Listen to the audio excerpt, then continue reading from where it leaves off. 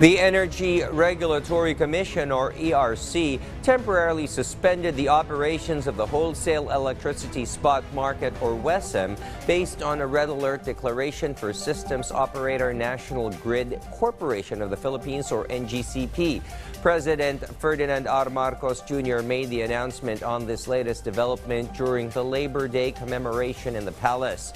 The chief executive explained this aims to prevent power rates from going up amid the disastrous effects of the El Nino. Kahapon lamang ay kumilos na ang Energy Regulatory Commission o ERC upang pansamantalang isuspindi ang operasyon ng tinatawag na Wholesale Electricity Spot Market o WESM kapag may diniklarang red alert ang System Operator o NGCP. Ito ay naglalayon na pigilan ang pagtaas ng presyo ng kuryente sa gitna ng kalamidad na dulot ng El Nino.